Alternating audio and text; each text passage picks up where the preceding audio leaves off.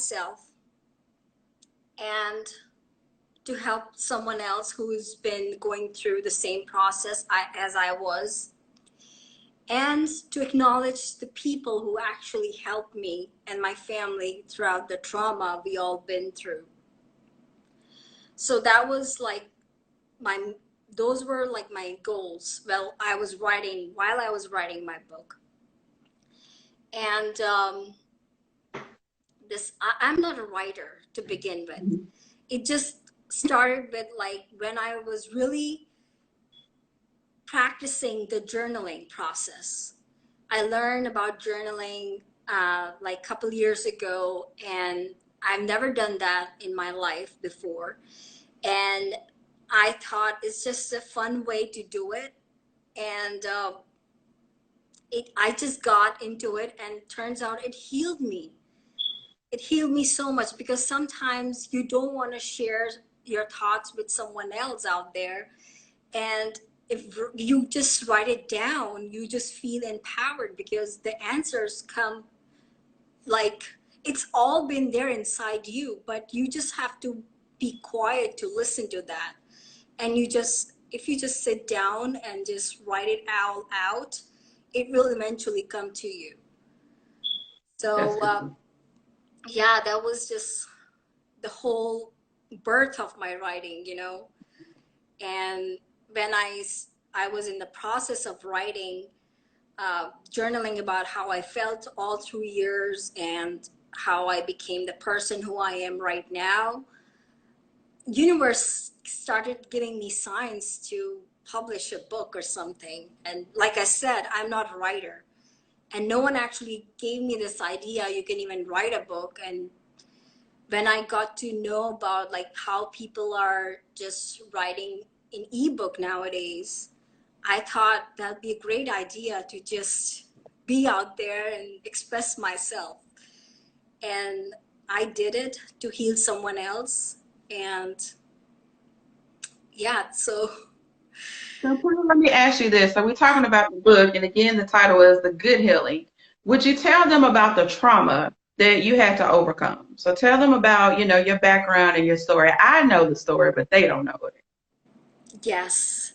Um, so the whole story of the trauma started from I was born in India, and I came to United States when I was about 24 to do my master's in environmental engineering.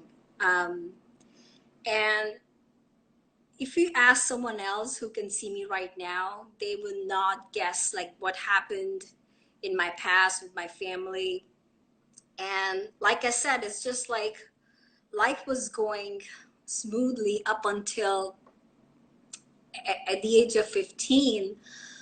My family was celebrating this festival of lights called Diwali. It's a Hindu festival Mhm. in which you actually worship the goddess of wealth.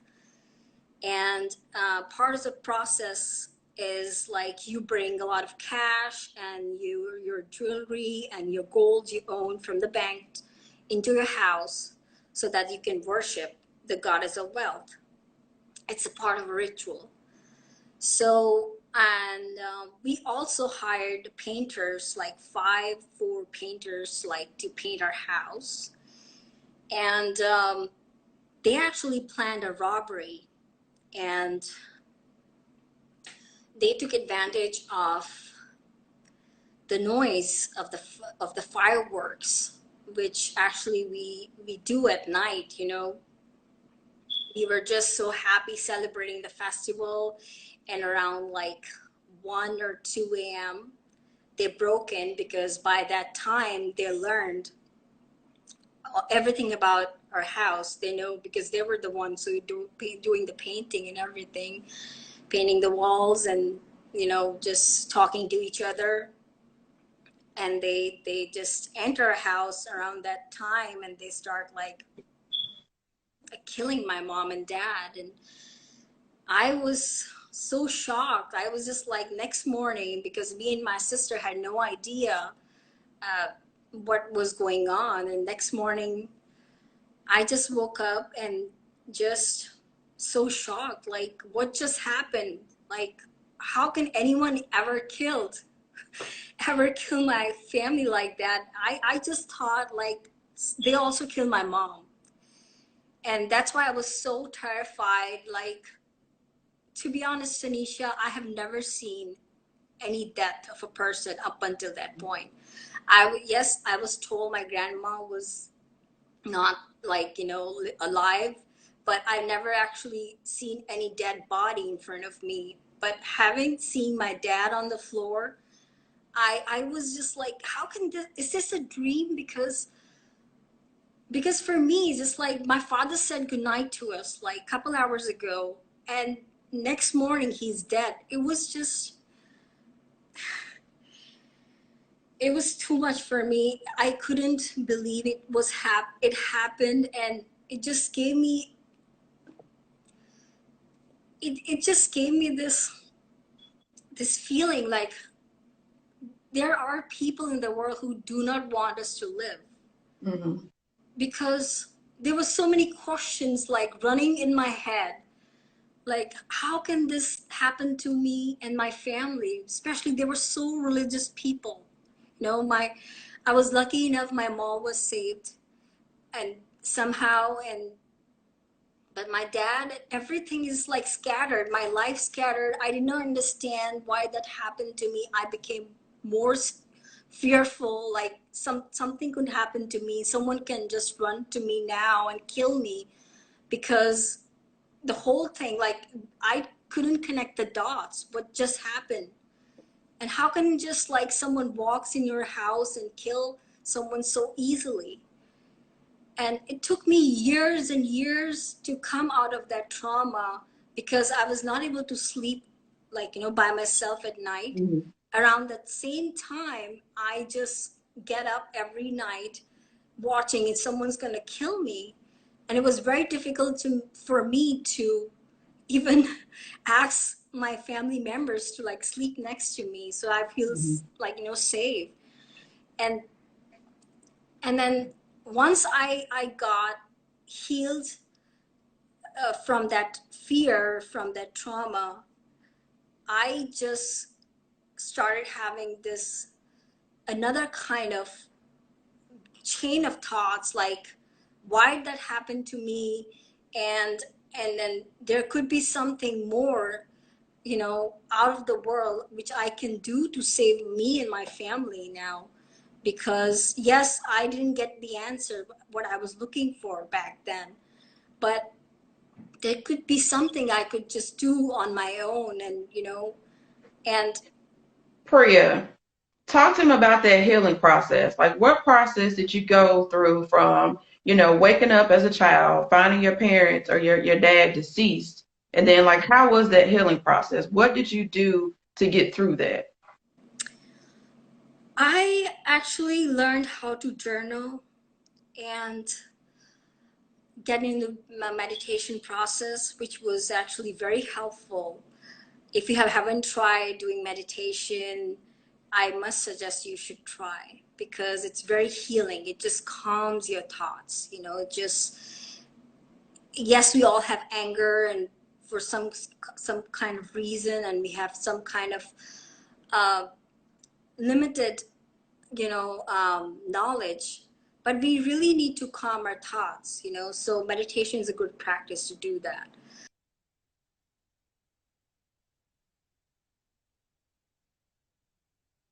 Okay, sorry, got interrupted.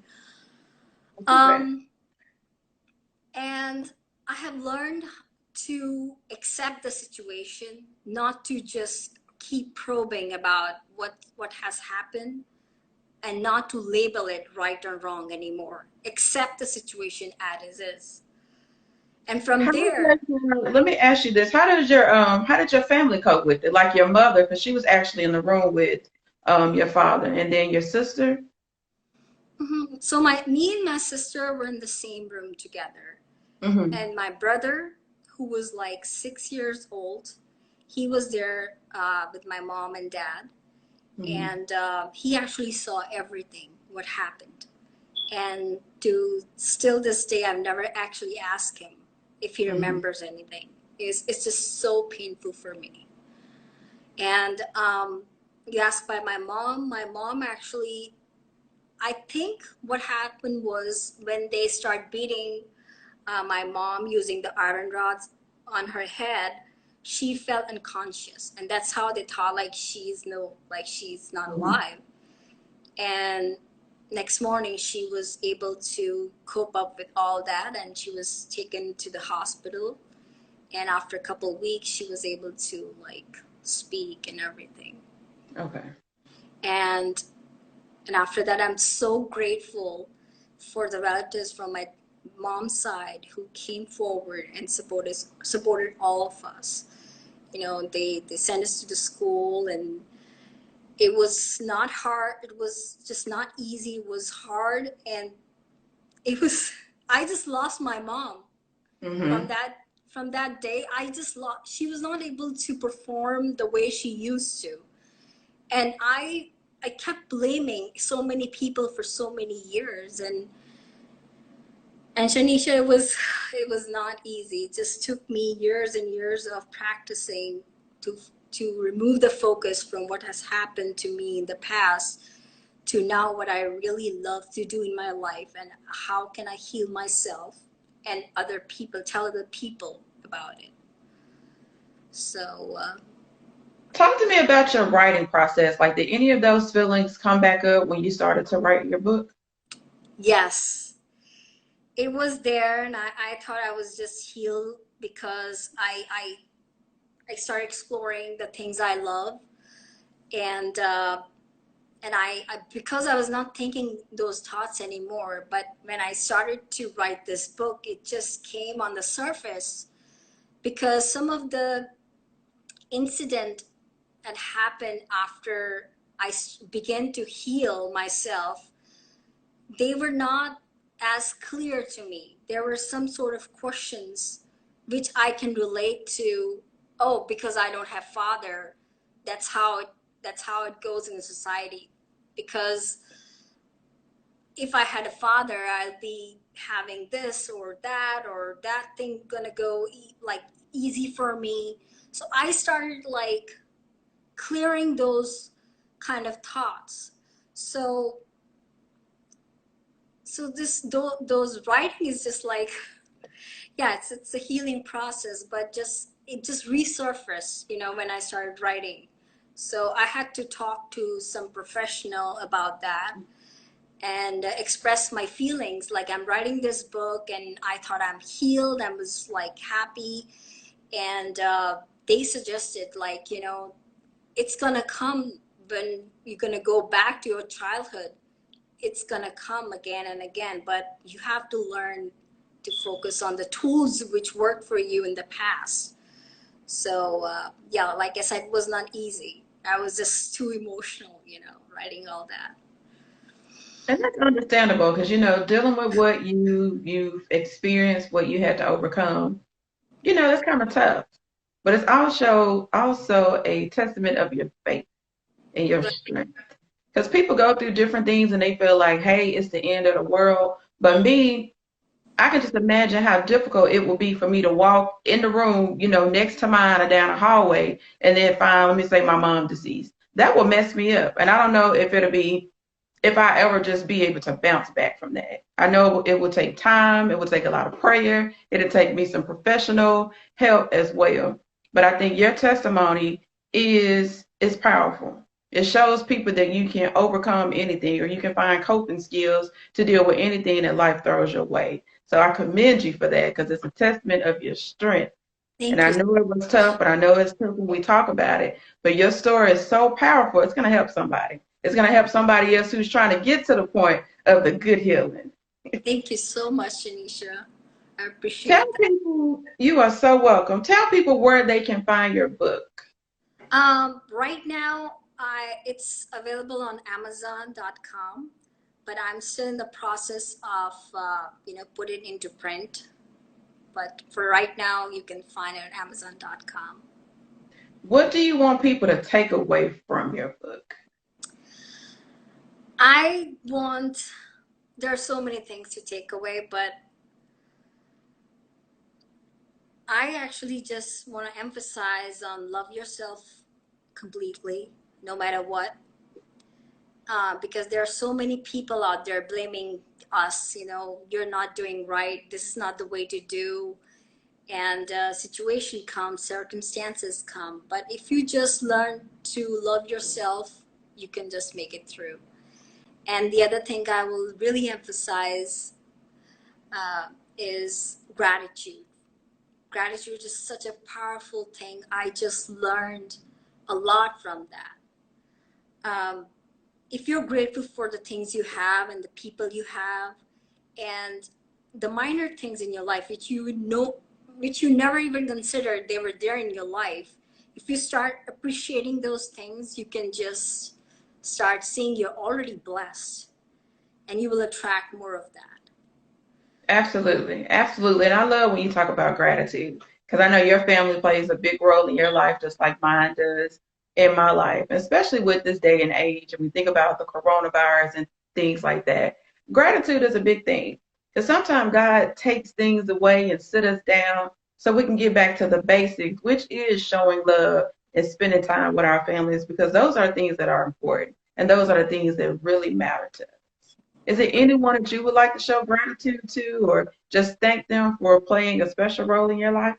Yes, there's so many people. Like I said before, my relatives from my mom's side, my aunts, my uncles, and my friends who helped me to like keep my creative juice going, and people on the internet, the YouTube videos that really helped me. Mhm. Like for some reason I cannot reach to them directly, and I will never see them in person, but I would definitely like send my well wishes to them because their videos really helped me, you know. And and yeah, we are just in the world helping each other, so just, I'm grateful for everything. Awesome. Are there any upcoming projects, interviews, or anything else in the works? I have this Friday, I have my second interview about my book and the Mhm. upcoming podcast series. And I'm Mhm. gonna share the information on my social media on Instagram. So please check out that. Awesome. All right. Any type of final words for the people? Any words of encouragement? Anything to anyone who's tuning in? I just wanna say, spread love. Just spread love. We all need love. We don't need hate. Just spread love. Absolutely. Love will get you a long way in life. Yeah. Well, Priya, I want to thank you so much for joining me this good Sunday so we can talk about the good healing and for sharing your testimony with people. Because again, your story is powerful and God is just beginning to do work in your life. So he's about to take you a couple of places. Thank you so much, Shaneisha. You are so welcome. Well, thank you so much for joining me and have a good healing Sunday. You